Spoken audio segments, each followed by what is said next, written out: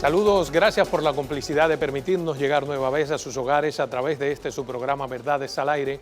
Hoy tendremos como invitado especial a Guarocuya Félix, quien es el director del Banco Dominicano de las Exportaciones y es un precandidato a senador por la capital, por el Partido de la Liberación Dominicana. Pero antes, como siempre hacemos, vamos a tocar los principales temas y acontecimientos ocurridos durante esta semana. Bien, para todos es sabido que el tema principal durante esta semana ha sido la muerte, el asesinato de la joven Anibel González por parte de su expareja. Una situación que ha consternado a todo el país por la forma en que ocurrieron los hechos. Fueron 7 balazos, como si se tratase de un animal. Pero lo que más llama la atención, y hay una responsabilidad social, es que la gente siente que le ha fallado el país, le ha fallado el Ministerio Público a esta familia, debido a que el hombre estaba en las calles porque se hizo un acuerdo con el Ministerio Público. Un Ministerio Público que se ha tildado de irresponsable porque ese acuerdo no tenía razón de ser.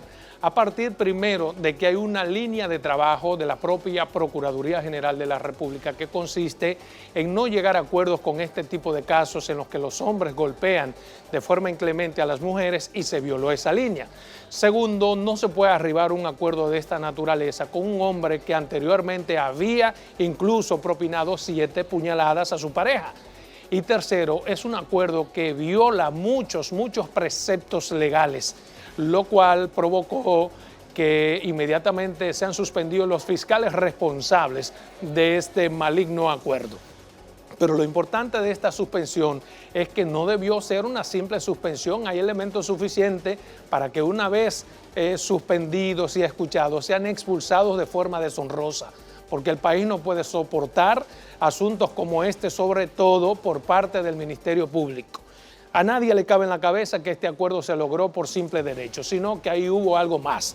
Es un tipo que es poderoso en su comunidad, con mucho dinero, con muchos recursos, y probablemente don dinero tuvo mucho que ver para que se logre este acuerdo en San Pedro de Macorís. Pero esperemos que pronto, en las próximas horas, en los próximos días, el Ministerio Público dé el resultado de las investigaciones que realiza en torno a este acuerdo nefasto, y nadie puede esperar algo más que no sea la suspensión y destitución deshonrosa de esas personas. Otro tema importante durante esta semana ha sido también la puesta en libertad de manera pura y simple del señor Jaque Mate, uno de los supuestos involucrados en la red de lavado de dinero y de narcotráfico del señor abusador. Pues el señor está puesto en libertad de manera pura y simple, lo cual también llama la atención. Digamos que en principio tiene sentido que haya sido puesto en libertad de manera pura y simple por este caso. Pero hay otras razones por las que ese señor debe estar o debió estar preso. ¿A qué me refiero? El señor Jaque Mate en el año 2012 fue sacado del Ejército de la República Dominicana. ¿Por qué razón?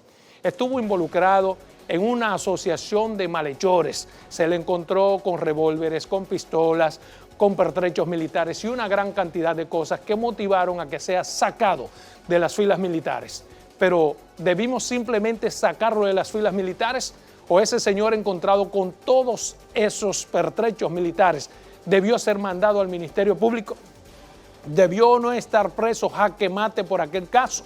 Probablemente, si en su momento se hace lo correcto y no hay una complicidad por parte de las autoridades, él no estuviera involucrado en esta red de lavado y de droga del señor abusador, porque estuviera purgando condena. Pero aquí pasan las cosas y nada pasa. Pero último tema que quiero compartir con ustedes, porque ya está aquí con nosotros nuestro invitado.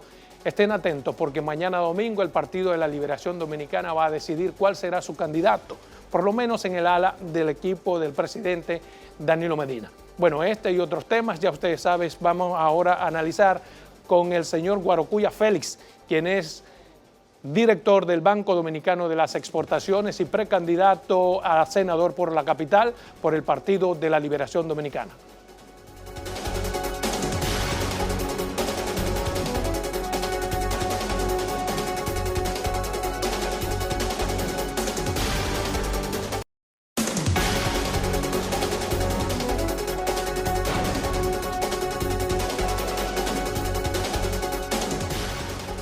Bien, tal y como les habíamos prometido, ya está con nosotros Guarocuya Félix Paniagua, quien es el director del Banco Dominicano de las Exportaciones y también es precandidato a senador por la capital por el Partido de la Liberación Dominicana, con quien vamos a hablar sobre diferentes temas. Pero antes, haremos una breve reseña sobre este importante hombre de la sociedad dominicana. Guarocuya Félix Paniagua nació el 24 de febrero del año 1966. Es doctor en Economía, graduado en la Universidad de Barcelona, España. Ha sido superintendente de Valores, subsecretario de Estrategia y Planificación del Ministerio de Economía, director nacional de la Oficina Nacional de Planificación y asesor de Asuntos Económicos del Congreso Nacional.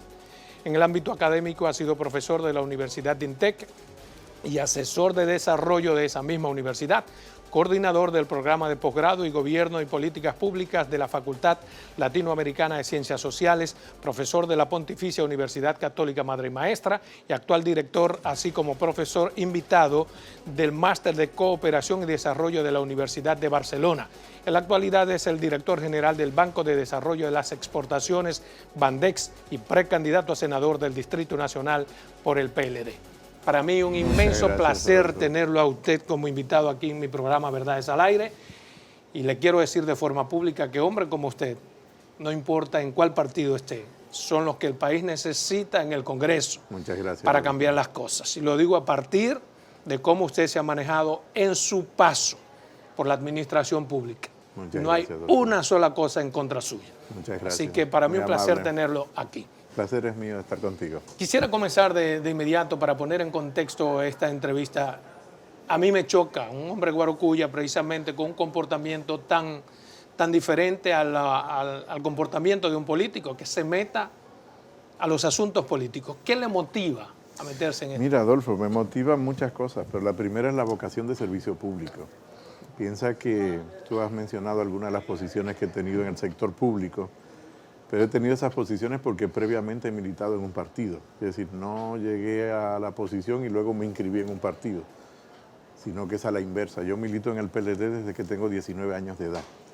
Y eso coincide con mi entrada a la universidad, al INTEC. De hecho, te va a sorprender que mis primeros trabajos políticos fueron acompañando a Melanio Paredes en la ADP. ¿Sí? Sí, fíjate que fue en la Pero Asociación siempre Dominicana de perfil bajo, Profesores. porque tú eres un hombre perfil bajo. Depende de la posición que te toque ocupar. Y dentro de mi propia organización he ocupado diferentes espacios. En este momento soy miembro del Comité Central del partido por la lista nacional. Quiere decir que fui votado en lista nacional, no fue que se me llevó en una listita por cooptación, sino que fui votado en la lista nacional.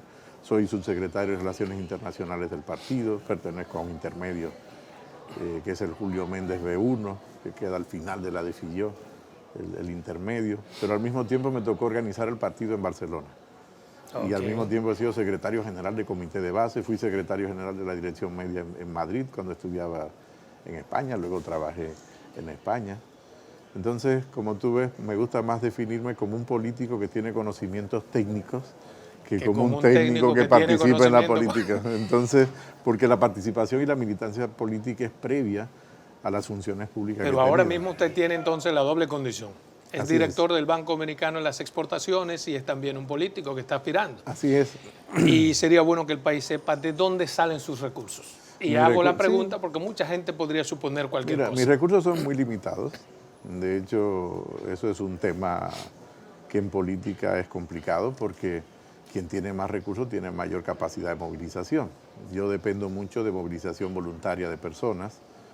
Yo sé que lo hacen con mucho gusto y con mucho amor porque creen en la propuesta que tengo para hacer reformas siendo representante del Distrito Nacional en el Senado. Entre esas personas hay empresarios. Sí, digamos, como usted fue director de la DGI, de repente que hay empresarios apoyándolo. Pero no son empresarios, digamos, grandes empresarios ni grandes empresas, son personas, compañeros de estudio de infancia o personas que tienen un ejercicio profesional independiente, es decir, no son empresas las que me financian la campaña. Y el principal financiamiento es una rifa, y lo voy a decir, uno de los principales pintores de República Dominicana, Enriquillo Amiama, que es de mi generación, amigo de toda una vida, y me regaló un cuadro, y con ese cuadro he estado colocando boletas. ¿Con un solo cuadro? Bueno, ese cuadro tiene un valor significativo, ese cuadro está valorado en unos $6.000, para mí es mucho dinero, y entonces con este cuadro nosotros vamos colocando boletas y haremos la rifa previo al proceso electoral interno al que estamos abocados el próximo día 6 de octubre. ¿Usted no ha pensado en algún momento, aunque sea para dedicarse de forma de lleno a la política, una licencia en el Bandex? Sí, de hecho estoy fuera del Bandex. En ¿Sí? este momento estoy con las vacaciones que tengo acumuladas. Tengo años sin tomar vacaciones, verdad que solo se puede acumular 2 años.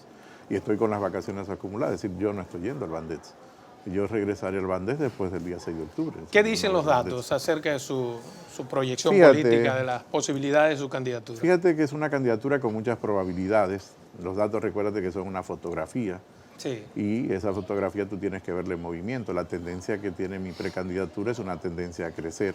Y lo que te puedo decir es que si fuese el candidato del Partido de la Liberación Dominicana por el Distrito Nacional, tengo el 70% de probabilidades de ganar la senaduría del Distrito Nacional. Y eso realmente es muy significativo. Explique eso. Es un tema metodológico. Que tiene un 70%? No, porque eso se hace con modelos de estimación. Piensa que los datos son modelos de estimación que tratan de reflejar la voluntad de voto y la expresión de voto, la simpatía, valoración. Son modelos más o menos complejos, tiene que tener una muestra significativa y luego se correlaciona con la valoración que tienen otros precandidatos y al mismo tiempo otros potenciales candidatos de otros partidos. Y eso es lo que te arrojan ese tipo de mediciones. Ahora recuérdate que las elecciones se ganan y se pierden en las urnas. Por lo tanto, las mediciones son importantes para poder hacer ajustes en tu proceso de, digamos, seducción, de conquista de personas para que vayan a votar por ti. Tú no convences a las personas, son las personas las que se convencen de la bondad de una oferta o no. Es decir, que cuando uno dice, yo convencí a fulano, eso es una expresión incorrecta. Fulano se convenció de que el planteamiento que yo estaba haciendo era el planteamiento más correcto. ¿Cuáles serían los principales proyectos de Guarocuya Félix, digamos, en el Congreso Nacional? Mira, hay 4... Porque yo entiendo que usted debe tener concebido por qué y a qué quiere ir al Congreso. Por supuesto, uno no es a robar ni a tener un barrilito. Uno no se levanta un día y dice, yo quiero aspirar a senador. Uno tiene que tener sentido de oportunidad del momento. Fíjate que el PLD no había sacado una candidatura como la del Senado del Distrito Nacional, nunca la había sacado a votación, sino que había sido siempre decidida por el comité político del partido. El partido ha tomado varias decisiones que son nuevas en la historia del propio partido. Primero, que el proceso sea abierto, es decir, unas primarias abiertas, con el padrón de la Junta. Por lo tanto, no solo van a votar los militantes del partido, sino todo aquel ciudadano del Distrito Nacional, o en el caso de las otras provincias, todo el territorio, podrán ir a votar en las elecciones internas del PLD y seleccionar el candidato de su preferencia a los diferentes niveles, desde presidente de la República hasta director de un distrito municipal. Eso pasa, evidentemente, por la senaduría. Por lo tanto, hay sentido de oportunidad en ese sentido. Es algo que ya me había planteado seriamente en el 2010, lo planteé abiertamente en el 2014, mi grupo interno más cercano, y no pudo ser porque ya sabemos cuál fue el resultado de las elecciones del 2016 y en este momento hay la oportunidad de poder presentarme como precandidato y la posibilidad Se real. le ve como un hombre que tiene un modelo diferente de hacer campaña. Bueno, es que de hecho tenemos un decálogo diferente para la campaña política. Te voy a citar algunos de los puntos. Por ejemplo, es edificar una sociedad de derechos y no de favores. República Dominicana es una sociedad de favores y no de derechos. Desde conseguir un documento hasta conseguir una entrevista con alguien que ejerce una función pública o ejercer algunos de los derechos y de los deberes que tenemos, se convierte en un favor. Y yo creo que uno de los retos que tiene la República Dominicana es convertir el país en una sociedad de derechos y no de favores. Segundo, hay que eliminar los atajos. Es un país que nos encantan los bajaderos. Y los bajaderos son buenos para la mayoría cuando me toca a mí. Pero cuando yo me afecto con un atajo que otro toma, yo lo que estoy haciendo es cooptando la posibilidad que tiene un ciudadano, una ciudadana o que tiene la propia sociedad de poder mejorar la calidad de vida de las personas. Los atajos no son buenos, nos llevan siempre a malas decisiones. Sin embargo, hay algo que ha pasado. Ahora, en términos políticos, el Tribunal Constitucional ha eliminado el arrastre. Sí. ¿Podría afectarle la eliminación del arrastre a usted? Estoy muy contento. ¿O le conviene más? No, a mí me conviene. Y creo que porque le conviene a la sociedad. Yo no puedo ver de manera estrecha de que solo puede hacer una conveniencia en mi organización política cuando le conviene al conjunto de la sociedad elegir adecuadamente sus representantes. No, eso lo que facilita es abrir espacios democráticos en la forma de tú decidir quién te representa o no. Recuerda que en ese caso un senador es un representante de los ciudadanos, un senador no se representa a sí mismo. Tú eres senador de la República representando un territorio que habitan ciudadanos que deciden que tú seas Pero su esa eliminación, representante. por ejemplo, a los candidatos a senador, digamos como usted, que son menos conocidos en términos políticos que otros, Nos obliga, que no van a tener el arrastre del partido, ¿les afecta o lo no? que- sí, pero fíjate que le conviene a la sociedad. Lo importante es siempre que haya mayores espacios de Le conviene a la participación sociedad, social. pero usted que y está a mí aspirando Y a ahora. mí también. Sí. Claro. En términos de porque tengo, aspiraciones. claro, porque tengo la posibilidad de poder expresar con libertad, sin estar cooptado, cuáles son mis propuestas para los ciudadanos del Distrito Nacional. Y por lo tanto los ciudadanos del Distrito Nacional me van a valorar directamente a mí. Eso implica, por supuesto, siempre hacer alianzas en el territorio. Nadie llega solo absolutamente a nada. Y las alianzas es fundamentalmente con los ciudadanos y con los militantes de mi partido. Entonces, en ese sentido, no tengo mayor preocupación. Mire, ¿cuál es su valoración sobre los problemas a lo interno del Partido de la Liberación Dominicana? Digamos, la división para escoger a Leonel Fernández versus No, los candidatos de Danilo Lo que Medina. estamos mirando, Adolfo, Sí. es un proceso normal. Normal, 6 natural. candidatos en un mismo partido, Sí, claro. que lo auspicia un hombre sobre otro candidato de un mismo partido. Sí, son procesos Eso normales. nunca se ha visto en la historia. Pero son procesos normales en la medida en que los partidos se democratizan. Eso quiere decir que hay más posibilidad de que personas puedan aspirar a una posición como la presidencia de la República. Y eso le da más alternativas no solo a los militantes del partido, sino a la sociedad dominicana de poder escoger cuáles pueden representarle a través de ese partido en una O sea, posición que es como la democrático presidencia a su de la- modo de ver que desde el gobierno se patrocine 6 en contra de uno No, en el mismo yo no partido. hablaría que desde el gobierno, yo te estoy hablando desde el propio partido, porque son precandidatos del partido, no son precandidatos del gobierno. Fíjate Divídame, fíjate- sepáreme eso. Sí, te lo ¿Cuál sé- es el te lo hilo sé- que te lo divide separo cuando porque- es porque Danilo del te partido lo separo, y cuando es te lo funcionario? separo, porque los precandidatos no hacen vida en el gobierno, sino que hacen vida en el partido. Y en este momento la movilización que se hace desde el partido, no se hace desde el gobierno. Se hace fundamentalmente desde el partido. Ahora, un partido que está en el gobierno, y no solo nos pasa a nosotros, pasa en otras sociedades con mayor nivel de desarrollo, evidentemente que tiene una repercusión mayor en la sociedad. Cualquier problema de un partido en el gobierno se convierte en un problema que afecta a una parte importante de O sea, la que no sociedad. hay un PLD dividido ahora. No, lo que hay es un PLD, digamos, tendenciado en base a dos corrientes principales dentro de la organización y varias corrientes pequeñas. Y no afecta eso a la organización. Pero claro que los afecta. ¿Cómo No te le estoy diciendo que no les afecta. Claro que nos está afectando. A mí me afecta. Afecta a todos los militantes del partido porque tenemos que seleccionar un precandidato, tenemos que posicionarnos, nos obliga a trabajar al interior de la organización y fuera de ella tratando de conquistar la preferencia para uno u otro candidato. En mi caso me afecta porque yo tengo que conquistar la preferencia de una candidatura que tengo que articularla como propia, como es la precandidatura a senador del Distrito Nacional. Y claro, que afecta, eso no puedo decirte que no. Y más un partido que está en el gobierno. Las Usted dijo- movilizaciones de los partidos en el gobierno afectan a una parte importante de la sociedad. Usted dijo una vez, una frase suya, una división del PLD no conviene a la democracia. No lo ¿Por conviene. qué? No le conviene porque la democracia, por lo menos en Occidente, la democracia que nosotros tenemos en esta región del mundo, se fundamenta en las organizaciones partidarias, fundamentalmente.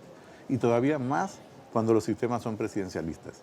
Sistemas diferentes al presidencial, como los sistemas parlamentarios, tienen otra lógica de funcionamiento. Por lo tanto, una división de partidos, no solo el del PLD, pero de los partidos, y que se fragmenten, no le conviene nunca a la democracia.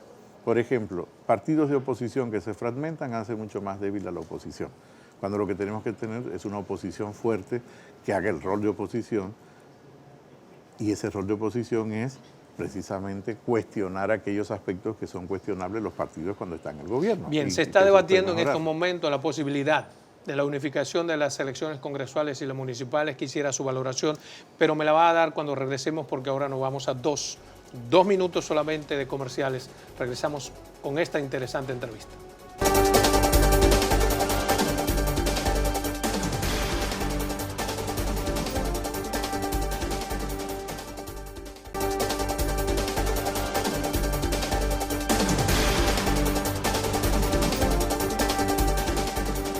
Bien, continuamos con esta interesante entrevista con el señor Guarocuya Félix, precandidato a senador por la capital por el Partido de la Liberación Dominicana. Antes de irnos a comerciales, le preguntaba su valoración sobre los aprestos para unificar las elecciones congresuales y municipales. Mire, yo creo que no se sopesó adecuadamente los tiempos entre un proceso electoral y otro. Y evidentemente que esto tiene consecuencias no solo económicas, sino también políticas, el hecho del periodo de tiempo tan corto. Tú tienes elecciones a los municipios 90 días antes de las elecciones presidenciales, es decir, y al Congreso. Y además se separó el Congreso y se unificó con las elecciones a presidente.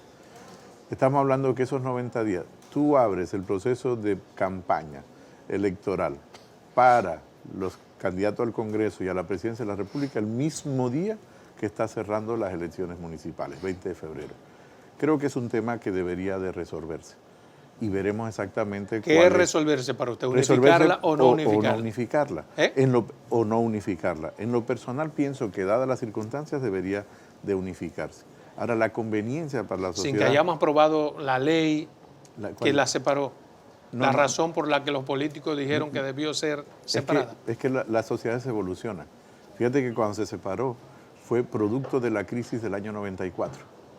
Pero ni siquiera hemos probado una ley en ese sentido de elecciones separadas. No, perdón, es que para aprobarse tiene que modificarse la Constitución, porque es una disposición constitucional. Sí. Entonces los instrumentos son los siguientes. Primero, una ley que convoque a la necesidad de reformar la Constitución. Sí, claro. Y luego reformar la Constitución. Es decir, son varios pasos que tienen que darse. Sí, independientemente de la posición que pueda tener uno con relación a la unificación o no de las elecciones. ¿Usted favorece la unificación? Guarocuya Félix favorece. Sí, en este momento sí la favorezco porque la verdad es que cuando tú tomas en cuenta los periodos de separación son poco lógicos para poder llevar a cabo un adecuado proceso electoral. ¿Y la inversión económica no le...? Sí, la inversión económica es significativa, sobre todo un país que tiene evidentes tensiones fiscales, ¿no? Hablando de reformas constitucional, merodea todavía la posibilidad de unas reformas para habilitar a Danilo Medina.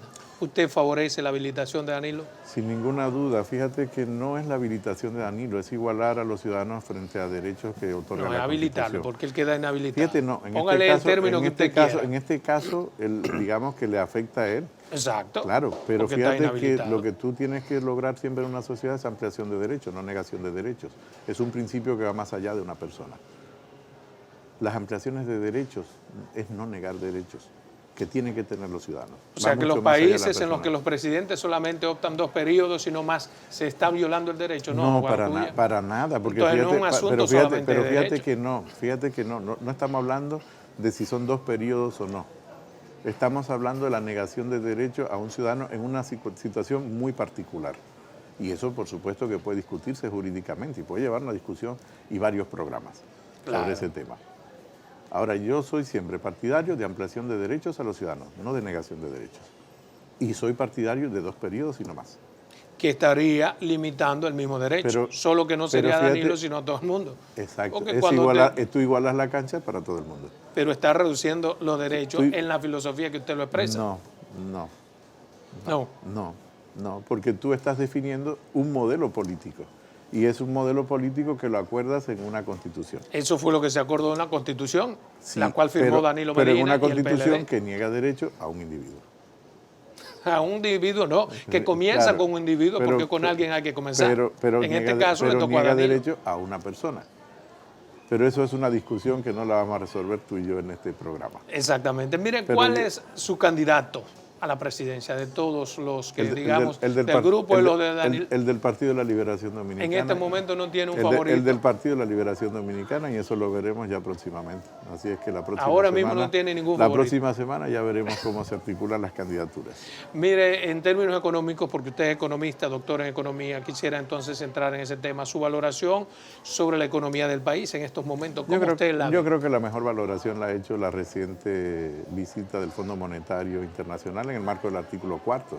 El artículo 4 no es nada sofisticado, es el artículo 1, 2, 3, 4. El artículo 4 del constitutivo del fondo dice que el Fondo Monetario tiene que hacer revisiones periódicas de las economías, y yo creo que el informe del Fondo Monetario es bastante elocuente sobre las fortalezas y las propias debilidades que tiene la economía dominicana. En ese sentido es una economía que sigue creciendo, pero tenemos retos para mejorar la calidad del crecimiento de esa economía. Sin embargo, es una economía que crece, pero tiene que generar empleo de calidad. De hecho, parte de mi propuesta pasa por modificar las instituciones que regulan el mercado de trabajo, que va mucho más allá, por ejemplo, de solo la modificación del Código Laboral. Entiendo que es una reforma de la estructura laboral de República Dominicana.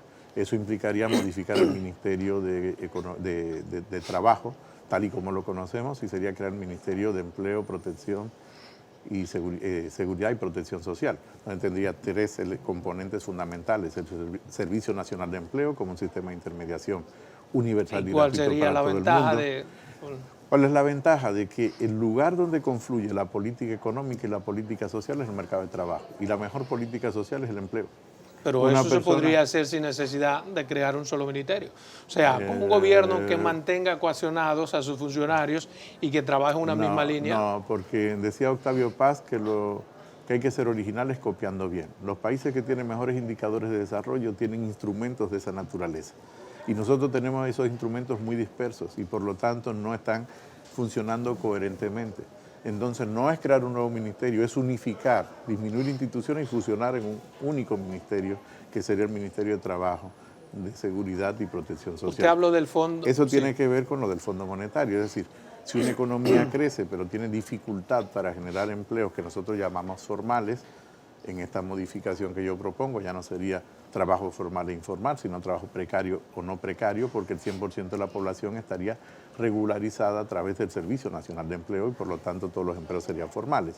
Los instrumentos de intervención entonces son diferentes.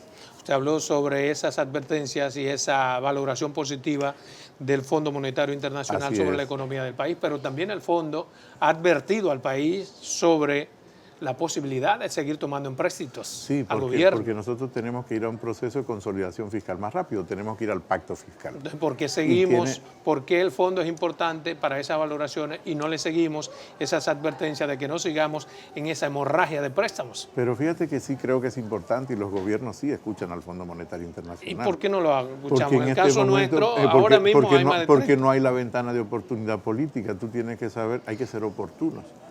Y no, en un proceso electoral, oportuno quiere decir que tú en un año electoral no vas a someter a una sociedad a reformas que implican una discusión muy profunda entre los diferentes agentes económicos y sociales.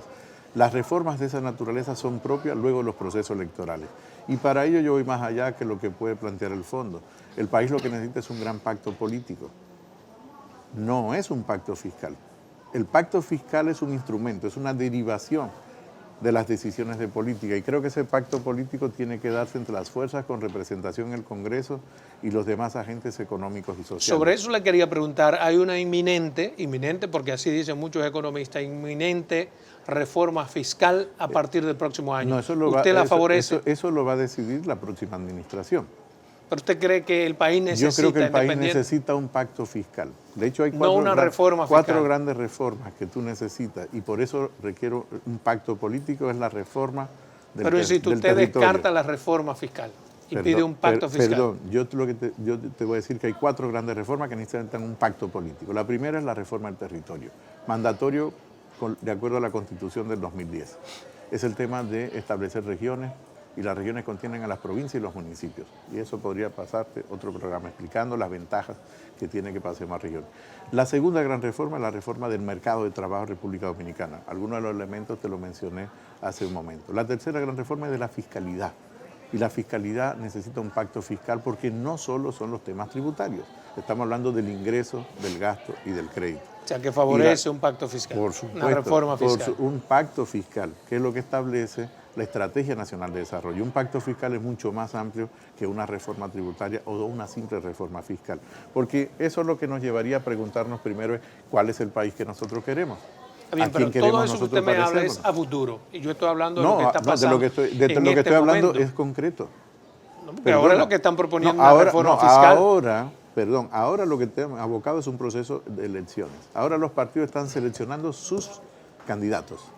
Y por lo tanto, pasado el proceso electoral, mi posición es que debe haber un pacto político para abocarnos a reformas importantes que puedan llevar a este país a la segunda mitad del siglo XXI. De repente, ¿cuál sería el modo que usted ve para que mejoremos nuestra deuda externa e interna? Fíjate que la respuesta podría parecer muy simple, pero no lo es, porque nosotros pareciera que toda deuda es mala, y la deuda no es per se mala. Piensa cuando tú compras una vivienda, te hipotecas a 20 años, lo importante es que tú tengas la capacidad durante ese tiempo de poder hacer frente a los compromisos financieros que tienes cuando compras una vivienda. Por lo tanto, el crédito sirvió para comprar, en este caso, una unidad que para la familia no solo es una unidad productiva, sino que es la principal unidad de protección y de ahorro de la familia. Si eso lo extrapolamos al Estado, que es un poco diferente porque el Estado no es exactamente una familia, lo que te quiero decir es que tenemos también que ir a los mercados internacionales para financiar determinados programas y sobre todo los que tienen que ver con creación de bienes públicos, es decir, bienes que sean reproductivos, que puedan producir riqueza en el mediano y largo plazo. Entonces, eso requiere una reflexión sobre el tipo de endeudamiento que tiene que tener la República Dominicana en mayor proporción. Lo segundo es que tiene que ser sostenible en el tiempo. Sostenible en el tiempo es que tiene que ser de acuerdo a los ingresos fiscales que tiene el Estado. Por eso el pacto fiscal va más allá de la simple reforma tributaria, es una discusión sobre qué queremos, porque la tributación o la deuda solo son instrumentos, no son objetivos. El objetivo es salud, el objetivo es educación, el objetivo es infraestructura, el objetivo es el empleo de las personas, el objetivo es formación técnico-profesional. Pero usted me habló sobre su posición, que me parece correctísima y brillante, acerca de lo que se debe hacer en términos de economía para mejorar. Pero así es. Me extraña que no hayan mencionado, por ejemplo, la eficientización de las recaudaciones y también... Perdón, es que cuando tú vas al pacto fiscal, tiene que estar en discusión todo el tema de recaudaciones. A final de cuentas, la mejora de la estructura de equidad de una sociedad se inicia no como gastas, sino como recaudas. Y el tema nuestro no solo es la presión fiscal, sino la composición de la presión fiscal. Es decir, cuáles son los principales tributos que más aportan y quiénes son los sectores que lo pagan. Fíjate que por eso abogo, y vuelvo y lo voy a reiterar por tercera o cuarta vez, que lo importante es que tengamos un pacto político que nos se lleve por lo menos a esas 4 grandes reformas que te he citado, incluyendo la reforma fiscal. La cuarta reforma es la reforma que tiene que ver con la adecuación del sistema de pensiones, antes de que comencemos a pensionarnos en masa con un sistema de capitalización individual como el que tenemos. Yo creo que es un gran paso de avance tener un sistema de pensiones, pero es un sistema de pensiones que tenemos que adecuarlo para poder garantizar al final del periodo laboral de las personas que han cotizado una pensión digna y que tenga la capacidad de poder mantener el poder adquisitivo. Usted ha sido funcionario de primer orden del Partido de la Liberación Dominicana y esas ideas suyas... De los gobiernos del Partido de la Liberación Dominicana. Exactamente. Esas ideas suyas se ven que son ideas maduradas. ¿Alguna vez usted propuso a los gobernantes de su partido? ¿De dónde tú crees que salió la Estrategia Nacional de Desarrollo? No lo sé, explíqueselo usted al país. De su oficina. Así es. La Estrategia Nacional de Desarrollo. Y estas propuestas... ¿Y de dónde tú crees que salió el decreto, que ahora se han hecho decreto de crear un fondo para la cohesión territorial, que hace poco más de mes y medio salió también de mi oficina cuando estaba en planificación? ¿De dónde tú crees que salió la propuesta del Pacto Fiscal en la Estrategia Nacional de Desarrollo? ¿De su oficina también? Así es. Y lo que quisiera saber es si esta... Y muchas de las acciones que han sido propuestas salieron de la Estrategia Nacional de Desarrollo. Y esta propuesta brillante que usted hace al país, ¿usted se la ha planteado a los gobernantes? Por supuesto. Pero fíjate, ¿y qué ha pasado que no...? Pero fíjate que los gobernantes tienen sus propias prioridades. Una de las motivaciones que me lleva a aspirar a senador es poder plantear esto públicamente, abiertamente, porque llega un momento que cuando tú estás en una función de gobierno, tienes que concentrarte específicamente en esa función donde estás. Y está súper interesante. Y si estás hablando de otros temas, te dicen, no, concéntrate en lo que estás. Está súper interesante y quiero que continuemos en esa tesitura, pero antes vámonos nueva vez a una segunda pausa comercial. 2 minutos.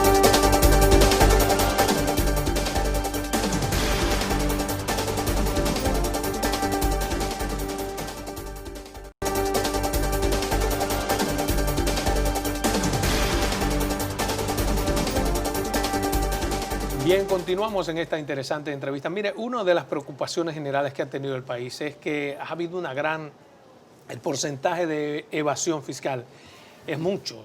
Y algunos dicen, lo atribuyen a que hay una complicidad entre la Dirección General, el Gobierno Central, con empresarios que cotizan en las bolsas políticas. Fíjate qué pasa, Adolfo, yo normalmente no hablo de los lugares donde yo he pasado, así que te pediría, por favor, porque como fui responsable de esa oficina, no me parece elegante hablar sobre ese tema de manera tan específica. Y además porque la propia legislación luego que tú has sido director, establece Bien, algunos límites perfecto. que yo creo que hay que respetar. Comparto eso, pero yo creo que hay una pregunta, la última en ese Sí. sentido, que podría contestarme. Sí. Por ejemplo, se ha dicho, y lo ha dicho el director general de Impuestos Internos, que durante 14 años el abusador, por ejemplo, evadía impuestos. Usted era director de la DGI en esos 14 años, A ver, en yo un te, periodo. yo te voy a responder de manera genérica. Sí. Las actividades ilícitas son ilícitas porque no se detectan.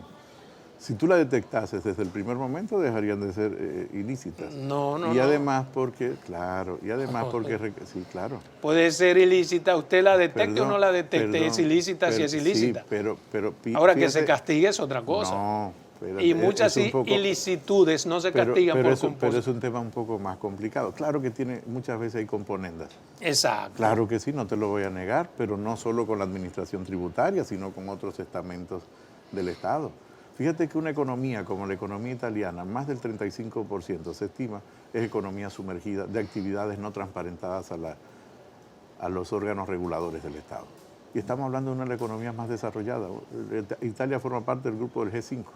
Pero hoy en día Entonces, es tan difícil no detectar esas actividades ilícitas. Es tan difícil porque también las actividades ilícitas se modernizan con la misma tecnología que tú utilizas para poder capturarlas. Por eso te respondo en términos genéricos, no de manera particular. Perfecto. Quiere decir que una de las características de la actividad ilícita es esa. Pero el problema es que, por sumerge. ejemplo, en Ahora, esas empresas ilícitas... Lo importante es que cuando tú detectas una actividad ilícita y puedes demostrar, es sancionar correctamente. Precisamente y ahí es que va. Eso el es lo que sistema llama tiene que ser sistema de consecuencias. Precisamente ese es el fundamento de la pregunta, entonces, que el director de Impuestos Internos ha dicho, perdóneme, que tuvo ese señor más de 14 advertencias sobre no pago de impuestos y sobre evasión y nunca fue castigado. Pero fíjate qué ocurre. Ahí hay un tema, por eso tenemos que ir a un pacto fiscal. Porque nosotros tenemos el título 1 del Código Tributario, que es del año 92, y que no recoge muchos de los avances tecnológicos desde el punto de vista de la cobertura legal que debe tener para sostenerlo ante los tribunales. Y por lo tanto, por eso se establece la necesidad del pacto fiscal.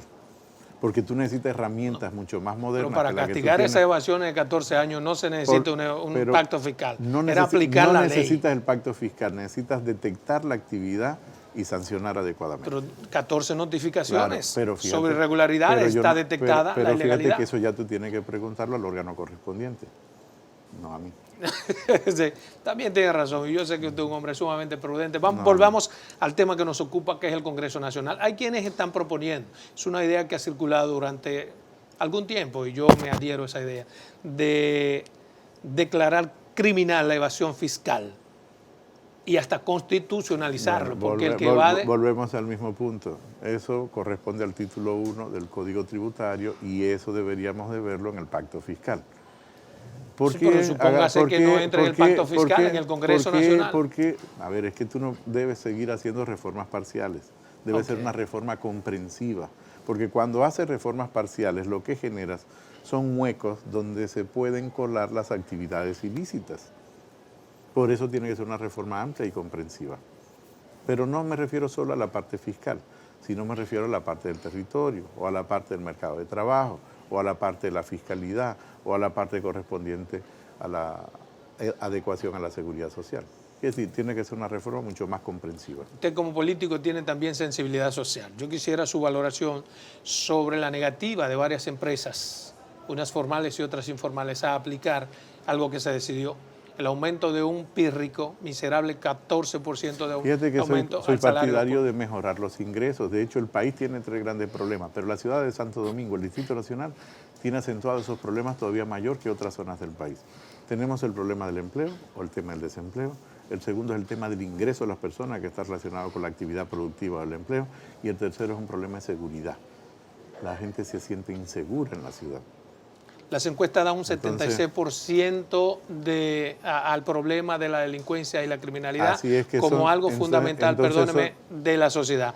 ¿Qué haría usted en el Congreso para mejorar? Son 3 temas que nosotros tenemos que afrontar con mucha decisión. El tema del empleo, y te hablé de cuáles son las reformas que entiendo pueden mitigar y mejorar el sistema de inserción laboral y de conseguir un empleo, una actividad productiva en República Dominicana con la reforma que te mencioné hace un momento. Eso está relacionado también con el ingreso, atacas dos problemas. Pero el tema de la inseguridad está relacionado también con la actividad productiva que realizan las personas. Si tú tienes jóvenes desempleados en los barrios o que no tienen ningún tipo de actividad productiva, nosotros lo estamos llevando indirectamente a delinquir. Entonces mi pregunta Por lo es, tanto, perdóneme, nosotros tenemos que centrarnos en resolver un tema como mi el tema del pregunta empleo. es desde el Congreso Nacional, ¿qué haría Guarocuyo Desde el Congreso para Nacional, combatir esta delincuencia y criminalidad? Desde el Congreso Nacional tengo la propuesta de modificar las leyes del mercado de trabajo que permitan que el empleo o la actividad productiva en República Dominicana sea un derecho y no un favor. Exacto. Y eso va a mejorar, sin ninguna duda, la seguridad ciudadana, pero también mejora el ingreso de las personas. No es una reforma simple. Es una reforma profunda que va más allá de la reforma del Código Laboral. Es crear nuevas instituciones de regulación del mercado de trabajo en la República Dominicana. ¿Y qué garantiza que usted no lo pudo haber creado en el gobierno y que lo va a lograr en el Congreso? No tenía ninguna iniciativa legislativa, ni estaba en ningún ámbito que me permitiera una iniciativa de esa naturaleza. No me refiero, por ejemplo, esas son ideas brillantes que el pero país la fíjate, necesita. claro, pero fíjate, escúcheme la pregunta sí, la para que me la escuché pueda bien, contestar. la No la he escuché. terminado. Sí. Me refiero a que son ideas brillantes que el país necesita y que solamente habría que convencer a un presidente. Para que se materialice lo que usted dice que es brillante, habría que buscar el concierto de los congresistas. Vuelvo atrás, porque te entendí perfectamente. Hay que tener un pacto político de las fuerzas políticas en la República Dominicana, representadas en el Congreso. Va más allá de solo el convencimiento que pueda tener un presidente. Tiene que tener el convencimiento de las principales fuerzas políticas de la República Dominicana. No hay otra opción. Si nosotros queremos que este país se enrumbe Ya nos por un fuñimos. camino, no. Sí, porque hasta no, que las fuerzas políticas no se pongan de acuerdo, no, la delincuencia, la criminalidad, no, para todo sigue nada, creciendo. para nada, Pero porque no nos las ponemos fuerzas, de acuerdo ni siquiera para nada. modificar una ley. Si algo hemos aprendido en República Dominicana es acordar cosas. Hemos acordado leyes. Usted habló de un Y pacto hemos que es idea acordado. suya y tiene 10 años y no nos hemos puesto de acuerdo. Bien, Lo que usted pide es mucho mayor. Pero claro. ¿Qué garantiza que nos vamos a poner de acuerdo? Pero ¿qué garantiza que lo hagamos si no comenzamos a hacerlo?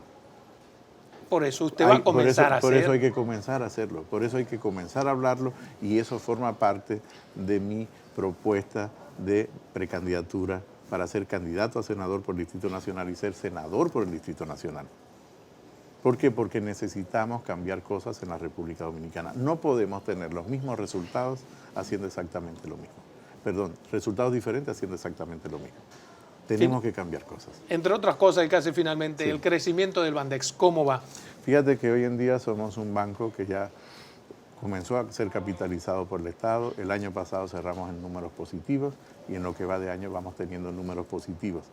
Como reconvertir un banco es un proceso de largo plazo. Hoy en día somos uno de los principales bancos por el capital de la República Dominicana, pero Bandex no es exactamente un banco múltiple, es un banco especializado para el sector exportador. Y por lo tanto es un banco que tiene que concentrarse en colocar diferentes tipos de instrumentos en la cadena exportadora, no solo el que exporta directamente, sino en la cadena ¿Y exportadora. cuál ha sido el capital del Entonces, Bandex para esas exportaciones? O sea, ¿cómo no, la gente ha podido beneficiarse? En este momento tenemos la liquidez suficiente para afrontar las demandas que tiene el sector exportador. No en su totalidad, pero sí nosotros vamos avanzando en la medida que el gobierno va capitalizando el banco.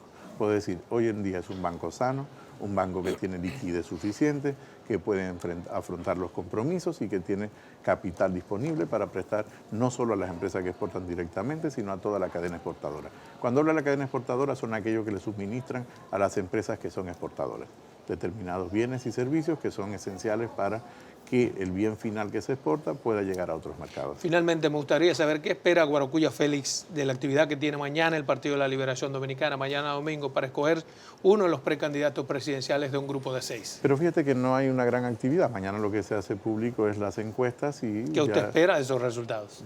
Yo prefiero esperar, no tengo una bola de cristal. Sencillamente esperar. Yo creo que sí. Además falta muy poco tiempo. Bueno, con esa parsimonia que le caracteriza y ese don de gente, yo quisiera gracias. despedirlo. Muchas gracias. Para mí un placer No, tenerlo el aquí placer. en Verdades Y al Aire. espero que se repita muchas veces. Las puertas abiertas. Muchas gracias, Adolfo. Bien.